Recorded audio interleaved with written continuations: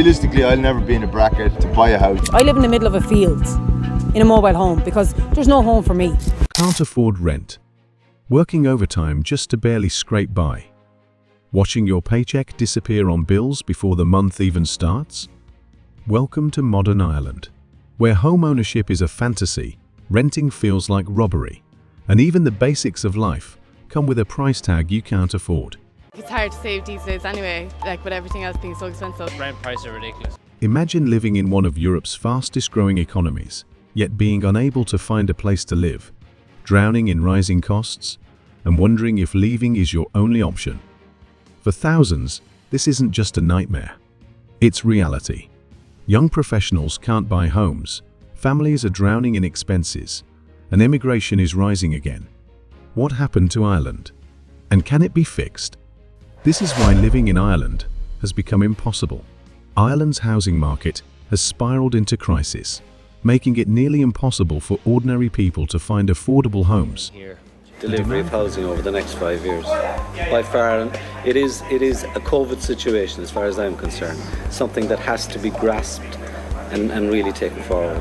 The demand for housing far outweighs supply, and despite government promises, new home construction lags behind. In 2024, only about 30,300 new homes were built, far below the estimated 40,000 needed annually just to keep up. This shortage has caused house prices to skyrocket. In just 1 year, property prices have risen by an average of 9%, with Dublin reaching an astonishing €542,000 for a typical 3-bedroom house. Even outside major cities, rural areas have seen sharp increases, with some counties experiencing a 25% rise in just 12 months. For young professionals and first-time buyers, home ownership is slipping further out of reach. But it's not just buying a home that's impossible. Renting has become just as unaffordable. A lot of friends gone off to the likes of like London, Berlin, handful in Australia. Just too expensive to rent here. Dublin's average rent has now surpassed €2,300 per month, while other cities like Cork and Galway have also seen double-digit rent increases. For comparison, just 10 years ago, renting in Dublin was around €1,200, meaning rents have nearly doubled in a decade. The supply of rental properties is also shrinking, with landlords selling off homes due to high taxes and strict regulations, leaving even fewer options for tenants. Government initiatives like rent caps and housing assistance have done little to solve the problem. I'm hoping that they will be spurred on by the fact that this is such a very serious issue that affects so many people, that they will be viewed as having failed if they don't. If I'm talking to you again in 5 years' time and we're saying that homelessness is now 20,000 or 25,000, that would be a massive failure. The Housing for All plan aimed to tackle the crisis, but bureaucratic delays, rising construction costs, and the lack of investment in social housing have slowed progress. Meanwhile, more people are being forced into emergency accommodation, with homelessness figures hitting record highs. Over 13,000 people are currently without a home. For many, Ireland's housing crisis feels like an unsolvable problem. Without urgent action, the dream of a secure, affordable home will remain just that, a dream. But from talking to people in Cork and Dublin today, that may not last for very long. People have clearly voted for economic stability, but it doesn't mean that they're fully satisfied with how the country's problems were being tackled. Plus, any new government will probably be pitching itself to the public in January. And how do most people feel in January? Well, broke and maybe a little cranky. Imagine working full-time, yet barely making ends meet. You open your electricity bill. Another price hike. You head to the grocery store. Milk, bread, and eggs are all more expensive than last week. You fill up your car. Fuel prices have jumped again. This isn't a bad month. This is everyday life in Ireland. Energy costs are draining wallets. Carbon taxes are rising, and despite temporary government relief, electricity and gas bills remain painfully high. Households now pay hundreds of euros more every year just to keep the lights on and their homes warm. A cold winter no longer just means discomfort. It means financial distress. Then there's the grocery store shock. A simple weekly shop that used to cost €100 now pushes past €130. Essentials like butter, bread, and meat have all seen relentless price hikes. Well, cost of living concerns are set to be a major issue in this general election. Inflation has eased in recent months, but the prices of food, fuel and insurance premiums are all significantly higher than they were 5 years ago at the time of the last general election. Food inflation in Ireland has outpaced much of Europe, making something as basic as feeding a family a financial challenge. Healthcare? It's a luxury for many. Public hospitals are overcrowded with long waiting lists and private insurance. A necessity for faster treatment is rising every few months. A basic family plan now costs over €2,000 per year, and that's if you're lucky. People are delaying medical checkups, skipping prescriptions, or going into debt just to stay healthy. Meanwhile, wages are struggling to keep up. Yes, the minimum wage rose to €12.70 per hour in 2024. But what good is that when rent, groceries, and bills climb twice as fast? A so-called pay raise feels more like running on a treadmill. You're moving, but you're not getting anywhere. Public transport costs have surged, fuel prices are unpredictable, and even basics like car insurance have jumped. Many families who once felt secure now find themselves budgeting down to the last cent. For the first time in years, a growing number of Irish citizens are looking abroad. Not for a vacation, but for an escape. The question isn't if people will leave. It's how many. Ireland is at a breaking point. The housing crisis and skyrocketing cost of living aren't just numbers on a government report. They're tearing through the fabric of society. The middle class, once thriving, is shrinking. Young professionals, families, and even essential workers are struggling to afford basic life necessities. Emigration is back. You should feel the same way if you call yourself Irish, but you don't because you have no pride in your nation. Once upon a time, people flocked to Ireland for opportunities. Now, the trend is reversing. Thousands of young Irish workers are packing their bags and heading to Australia, Canada, or even the UK. Anywhere they can actually afford to live.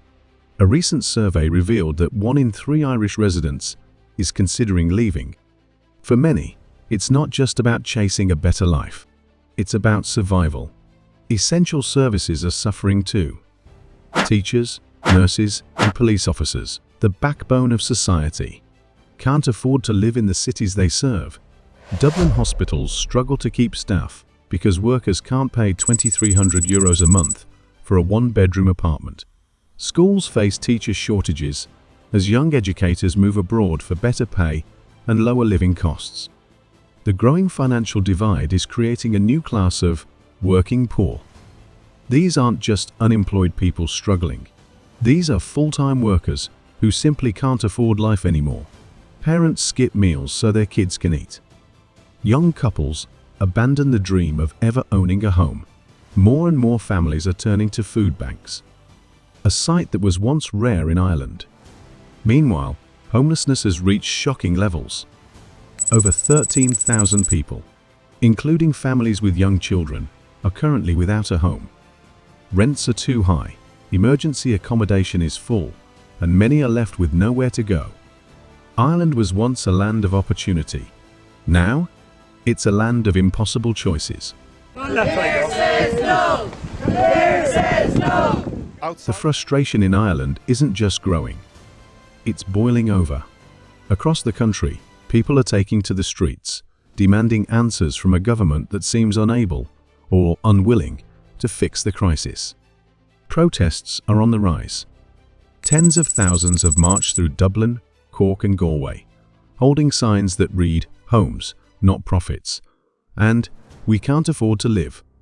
In 90 days, we were told those 985 will be turned out to find their own accommodation. If they don't find it, the government will find it for them. Okay? There's thousands of homeless people already here that don't have homes. I live in the middle of a field in a mobile home because there's no home for me. Renters, homeowners, and even middle-class professionals have united in a rare show of anger, demanding radical action.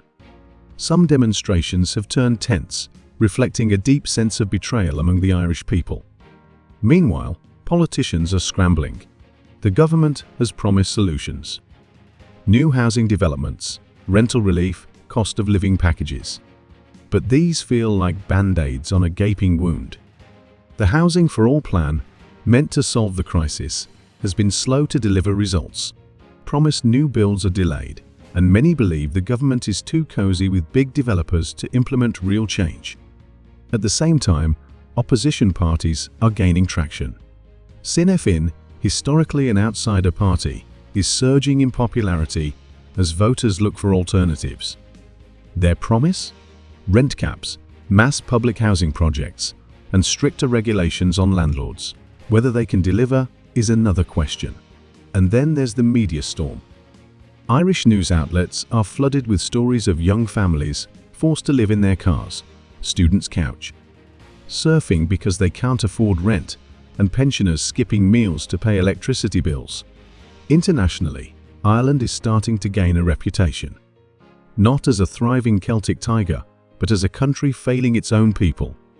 The people are angry. The government is under pressure. But the real question is, will anything actually change? Ireland is at a crossroads. The crisis is clear, but is there a way out? Some believe drastic action is needed. Others fear it's already too late. One of the most urgent fixes is housing reform. The government must ramp up public housing projects, enforce rent caps, and stop depending on private developers who prioritize profits over people. Countries like Austria have successfully tackled housing crises by investing heavily in social housing. Why can't Ireland do the same?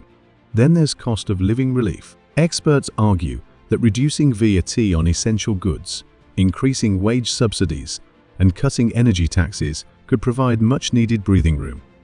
In other European nations, governments have introduced strict price controls on groceries and utilities.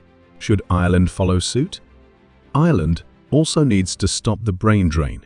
If nurses, teachers, and young professionals continue leaving, public services will collapse.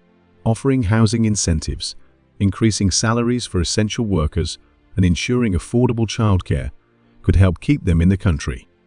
But will these solutions be implemented fast enough?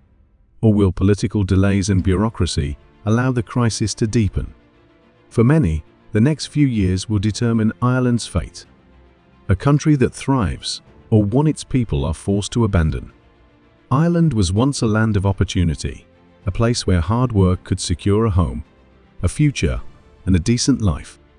But today, that dream is slipping away. Sky-high rents, soaring grocery bills, and an impossible housing market are pushing people to the brink. Families are struggling, professionals are leaving, and frustration is turning into anger. Do you think Ireland can recover, or is the damage already done? Let us know in the comments. And hey, if you enjoyed this video or just need a place to vent about rent prices, don't forget to subscribe. It's free, unlike everything else in Ireland.